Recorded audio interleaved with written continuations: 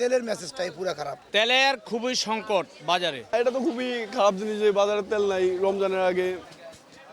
ভোজ্য তেলের তীব্র সরবরাহ সংকটে পড়েছে রাজধানীর কারওয়ান বাজার। একে দাম বৃদ্ধির সিগন্যাল হিসেবে দেখছেন খুচরা বিক্রেতারা। আর তাই রমজানের আগেই বাজার নিয়ন্ত্রণে সরকারের কঠোর হস্তক্ষেপ চান ব্যবসায়ী ও ভোক্তারা। আজকে প্রায় মাসখানেক তো হয়ে যাচ্ছে, প্রায় 15-20 দিন তো হয়ে যাচ্ছে। আজকে কোনো কোম্পানির মাল নেই, খুব ক্রাইসিস মার্কেট আজকে। সোয়াবিন কোনো পাচ্ছি না, সোয়াবিন কিছু তেল আছে আগে চিল মারা, একদম বাজারে নাই। এখন আবার বলে রেট আরো বাড়াবে, বাড়ানোর পরে পাবো।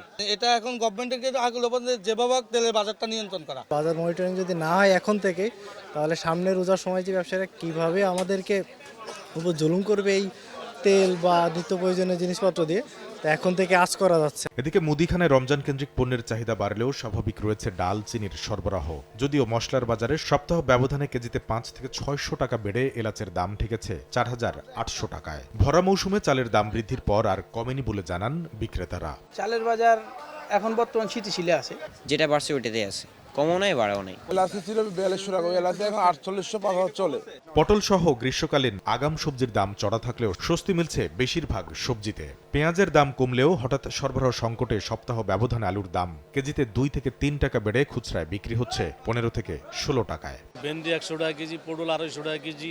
সিম হইলো আপনার 20 টাকা কেজি, মূলো হইলো 10 থেকে 15 টাকা কেজি, পেঁপে হইলো আপনার 30 থেকে 35 টাকা কেজি। সবকিছুই সবজির বাজারে সবকিছুই কম দাম আছে এখন। জানি না এটা কতদিন থাকবে। ভালো মানের যে পেঁয়াজগুলো 40-42-44 টাকা সর্বোচ্চ। সহনশীল ভালো মানের পেঁয়াজটা দেখা যাচ্ছে 200 থেকে 220 টাকার মধ্যে পালা। খুচরা এক সপ্তাহে গেছে 70 থেকে 80 টাকা পাল্লা, আজকে 90 টাকা পাল্লা। অজানা কারণে ব্রয়লার মুরগির দাম কেজিতে 10 টাকা বেড়েছে বলে জানান বিক্রেতারা।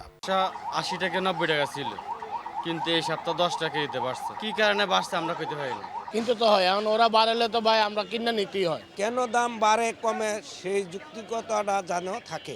বাজারে বেশ কিছুদিন ধরে প্রতি ডজন লাল ডিম বিক্রি হচ্ছে 140 টাকায়। কামরুল হাসান সবুজ, সময় সংবাদ, ঢাকা।